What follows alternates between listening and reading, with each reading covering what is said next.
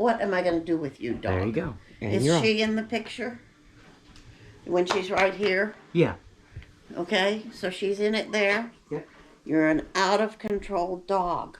Hi, friends. And the people who had her did not do any training, I don't think, other than house training her. She does use the pee mats most of the time. But she also did full-strength biting, and I've had to really, really stop that. I got a water gun. She likes water. She likes snow, as you could see in that other video. Dog, you're not going to get those toys. You are not going to get those toys. So you might as well settle. What are you doing? This is not a mountain climbing adventure. This is a video that we're trying to make. Don't bite me. Hey. She's after these toys that I've got over here. This is one of her favorite toys. Look at that. It is now a flat piece of fabric. You dumb animal. This is one of those toys for vigorous chewers. Yeah, this is what. Go away. And here's her duck. Her completely deflated duck. There's no stuffing left in the duck. You animal. You animal. And I reach down on the floor and I find this all over the house. Right? You've got this all over the house, don't you? Fluff. I pick up Fluff a couple of times a day. I don't think there will be any more Fluff because there's no more animals. No more toys. I'm going to try making some toys for her. I spent $20 on toys last week. And they were all on Black Friday sale. And this is what's left. A deflated duck. Yeah. And an almost in shreds alligator. An absolutely crazy dog. I have COVID. I sound terrible. Jack has COVID. Don't you, honey? Yes. Yeah. We went through all of that pandemic without getting COVID. We had moved from Tennessee to northern New Hampshire. We bought the purple house. It wasn't purple when we bought it. It was sort of a creamy color. Boring beige. But then the little tiny town we lived in, throughout the whole pandemic, had, what was it, 2 or 3 cases? 2 cases of COVID. And we didn't get COVID. And we stayed there until the pandemic was over. And then we sold that house, made real good money, and we moved here.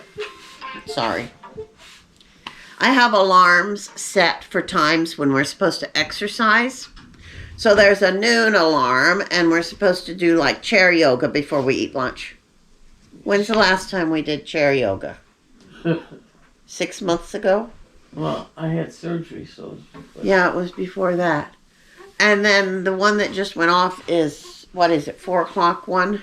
Yes. We're supposed to go for a walk at 4 o'clock. I got COVID. We've got COVID right now. We can't do that.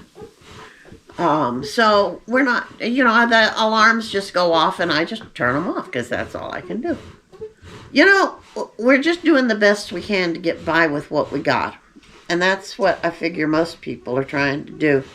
And let me give you some advice. This is advice that Mama gave me. She said, don't ever wish your life away. If you go through your days wishing, saying, oh, I want to, when this is over, then I'll be able to have a good life. And I'll be so glad when this is in my past. But then all the time that you're there, this is part of your life too. You don't get it back. And you also don't need to second guess yourself. You made a decision once upon a time a little while ago or a long while ago, and it didn't turn out the way you wanted it to. But when you made the decision, you were doing the best you could do. So you got to cut yourself some slack there, and it's okay. And decisions, people talk about you need to make smart decisions. You can only make smart decisions if some of the choices you have are smart decisions. If your choices are all bad, you're screwed up. You gotta take one of the choices you've got. So you do the best you can do. I know, like when I was young, and I'm like, I'm not gonna make the mistakes my parents made raising my children. No, I didn't make the same mistakes. I thought up brand new ones. And, brand new mistakes are still mistakes. And you can't get away from that. You're going to make mistakes, and you just cut yourself some slack, and life is okay. So, I was going to give you an update on Jack's withdrawal symptoms from the opioids, the oxycodone. Jack had last dose was almost 4 weeks ago, wasn't it? Oh. And that was only a half a tablet at night. At that point, she had only been taking a half a tablet once a day at bedtime for a week. And so her last dose was 4 weeks ago. What I have found out since then is that oxycodone actually changes your brain. It changes your brain chemistry, and it physically changes your brain, like the shape and the size of the nodes and the things that are hooked up in your brain. It decreases the receptors for serotonin. That sounds like a foreign phrase, doesn't it? How many people you think know what I just said there? Because I don't know it real good either. I just read it. The receptors are like, okay, your brain cells have little openings in them. And that opening, it's like a kid's toy where they take the shape and put it in the hole that's the same shape. So you got a star-shaped thing and you put it in the star-shaped hole. Well, that's what's happening in your brain. You got receptors that are star-shaped, and the serotonin is star-shaped, and it goes in that receptor, and if it doesn't have a star-shaped hole, it just goes and blows itself up. They're a little depressed, aren't they? If they can't work, they go blow themselves up. Not the best idea for people to do that to themselves. But it also reduces the amount of serotonin your body makes. Now, serotonin is a neurochemistry, a hormone in your brain that makes you feel good. Well, while you're on oxycodone, the oxycodone is making you feel good as far as like you're not in pain, you're not crabby, and so the body says, well, I don't need to be making this serotonin. The oxycodone's taking care of it. So it stops it. And when you stop taking the oxycodone, then your brain is like, what do I do? I don't remember how to do any of this. Oxycodone was doing it. Now I got to do it again? Oh. So you got to learn how to do that again. And then it's also changed the shape of your brain in some places. So what we found out with Jack, she gradually, the brain fog was leaving. She still had some sessions with seizures, like movements, and the brain fog gradually released. And where we were a few days ago when we got COVID, she was doing pretty good at that time, but we didn't know if that was the end of it or not. We still don't know. It can take months or even years to rebuild her brain back to the good, strong patterns. They don't tell you all this. No one seems to know all this. Well, except for my son, who knows everything. And I told him, well, she's on, and he said, were you living under a rock, Mom, and you didn't know that that would happen?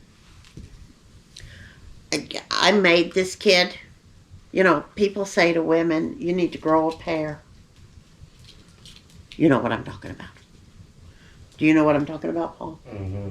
They say you need to grow a pair. I grew 3 pairs. I raised 3 sons. I had 3 babies that were boys. I grew 3 pairs and I spit them out and I don't want them back. You got anything to say to that, Paul? Nope. How about you, Jack? No. You grew 2 pairs of balls, didn't you? One of those you'd like to cut off. Anyway, where was I? I told you about Jack, and I told you about the dog and her toys, and I told you about, don't wish your life away.